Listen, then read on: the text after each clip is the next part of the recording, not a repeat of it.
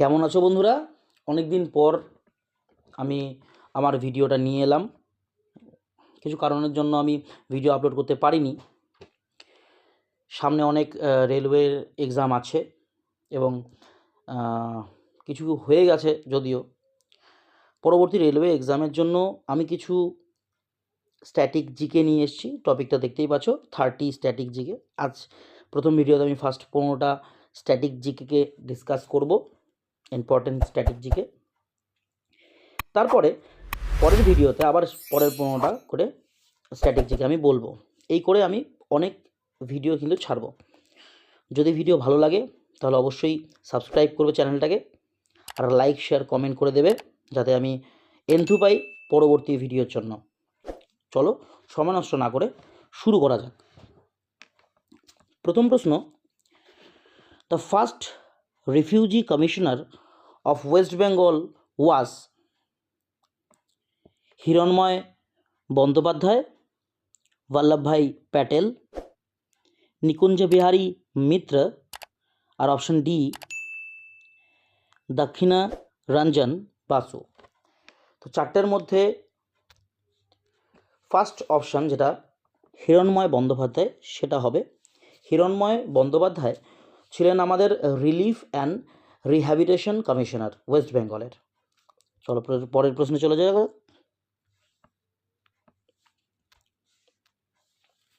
A Train to Pakistan was written by Jawaharlal Nehru, VP Menon, Khushwant Singh নাকি সালমান রুশদি?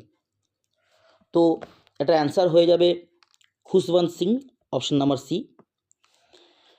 তো এখানে ভিপি মেনন যে আছেন অপশন নাম্বার বিতে, ভিপি মেনন তিনি একজন সিভিল সার্ভেন্ট ছিলেন, secretary to the government of the India, কিন্তু আমাদের মিনিস্ট্রি অফ স্টেট হিসেবে তিনি কিন্তু চাকরিজীবী ছিলেন, সিভিল সার্ভেন্ট হিসেবে। আর option number D Salman Rushdie, তিনি কিন্তু ইন্ডিয়ান বর্ন ছিলেন, ব্রিটিশ আমেরিকান নোবেলিস্ট ছিলেন তিনি। খুব ভালো প্রশ্ন। The main greenhouse gas is carbon dioxide, CFC, NO2 nitrogen dioxide, আর মিথেন CH4। তো এটার অপশনটা হয়ে যাবে option number A carbon dioxide. CFC মানে হচ্ছে chlorofluorocarbon.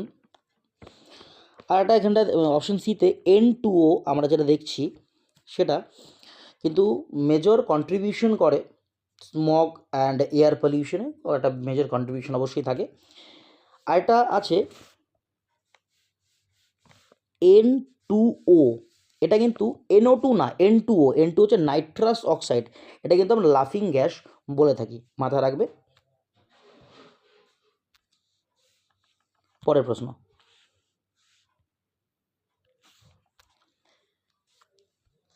An ideal gas obeys the law? Option A Boyle's law, option B Charles law, option C Avogadro's law, আর option D all of this. এখানে অবশ্যই একটা আইডিয়াল গ্যাস অবশ্যই চারটা, এই উপরের তিনটা কিন্তু ফলো করে, বয়েলস ল, চার্লস ল, অ্যাভোগাদ্রোস ল, এবং এই মানে অল অফ দিস অ্যান্সারটা হয়ে যাবে অল অফ দিস। তো ছোট্ট করে একটু বলে নিই, বয়েলস লতে বলেছে পিভি ইজ ইকুয়াল টু কে। তার মানে কি, ভলিউম যদি কমে তাহলে প্রেশার বাড়বে, অথবা ভলিউম যদি বাড়ে কিন্তু প্রেশার কমবে। চার্লস লতে বলেছে V by T is equal to K, মানে constant, V by T constant থাকবে। তার মানে কি ভলিউম বাড়লে টেম্পারেচার বাড়বে, একটা নির্দিষ্ট পরিমাণ ইয়েতে ভলিউম বাড়লে টেম্পারেচার বাড়বে। আর অ্যাভোগাদ্রোস লতে কি বলেছে, নির্দিষ্ট পরিমাণ কোনো গ্যাসের ভলিউমে, নির্দিষ্ট পরিমাণ কোনো ভলিউমের গ্যাসে নির্দিষ্ট সংখ্যক মলিকিউলস থাকবে, number of molecules will be the same at the same temperature and the pressure. এই তিনটা। চলো পরের প্রশ্ন যাওয়া যাক। সুন্দর একটা ছোট্ট একটা অঙ্ক। জেনারেলি এটা এই সমস্ত প্রশ্ন আসার সম্ভাবনা থাকে, খুব কনফিউজ হবে না, জাস্ট অঙ্কটার দেখলে নাম্বারসগুলো দেখলেই বোঝা যাবে। বলছে the mass of 12.046 into 10⁻23 oxygen molecule is 32 gram, 16 gram, 64 gram না 8 গ্রাম।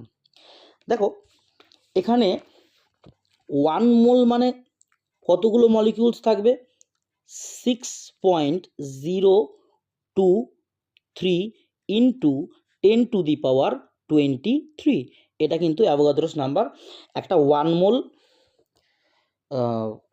অক্সিজেনের মধ্যে 1 মোলের মধ্যে কিন্তু এত সংখ্যক মলিকিউলস থাকে।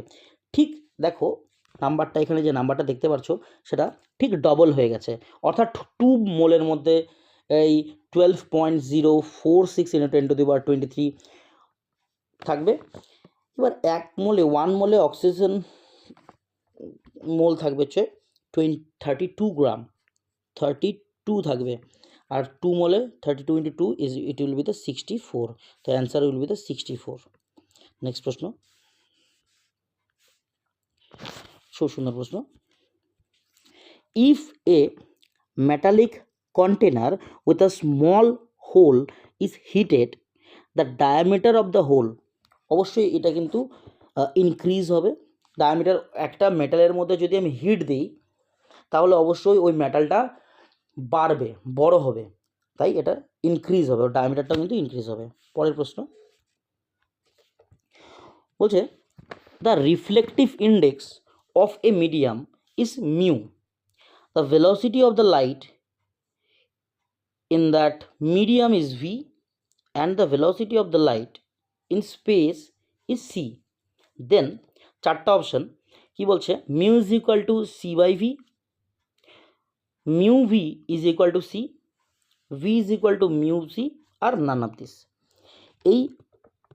এটার অ্যান্সারটা হয়ে যাবে option number A, mu is equal to c by v. কারণ দুটো যদি মিডিয়াম থাকে, মিডিয়াম 1 এবং মিডিয়াম 2, দ্য মিউ অর্থাৎ মিউটাকে বলা হয় রিফ্লেকটিভ ইন্ডেক্স। এই reflective index with respect to medium 1, 2 এর কী হয়ে যাবে, মানে সেই ভলিউম বা ভেলোসিটি অফ মিডিয়াম 2, লাইটের velocity of medium 2 by velocity of medium 1। তো মিউ ইজ ইকুয়াল টু কিন্তু সি বাই ভি, এটা অ্যান্সার হয়ে যাবে। পরের প্রশ্ন খুব সুন্দর। The radius of curvature of a plane mirror always, এই প্রশ্নটা যদি আসে radius of curvature of plane mirror, এটা হচ্ছে ইনফিনিটি হয়ে যাবে রেডিয়াস অফ কার্ভেচার। চল নেক্সট প্রশ্ন।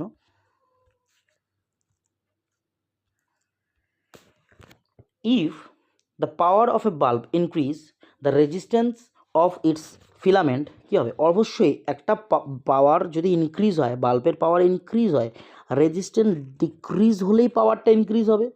রোধ যদি কমে তাহলেই তো পাওয়ারটা বাড়বে, তাই না? পরের প্রশ্ন, Fleming's left hand rule is known as, Fleming's left hand rule is known as option number A dynamo rule, B motor rule, C induction rule, D none of this. It will be the option A dynamo rule. It is use to find the direction of the force. Okay, next প্রশ্ন, ভালো প্রশ্ন। The increasing order of penetrating power of alpha, beta and gamma rays is alpha, beta, gamma, gamma, alpha, beta, beta, alpha, gamma নাকি gamma, beta, alpha. এটা সবসময় সেই যে অর্ডারটা হবে সেটা প্রথমে আলফা হবে, তারপরে বিটা, তারপরে এক্স রে, দেন গামা। তো অপশান এ এখানে কিন্তু ঠিক হবে, অপশান এটা আলফা, বিটা, গামা। মাঝখানে এক্স রে নেই, যদি থাকে এক্স রে দিয়ে দেবে। খুব ভালো প্রশ্ন। The most electronegative element is nitrogen, fluorine, chlorine, hydrogen. এটার অপশানটা হবে অপশান নাম্বার বি, ফ্লোরিন। কারণ electronegative means it has the tendency to attract the electron in the bond. Okay, so next প্রশ্নে চলে যাই।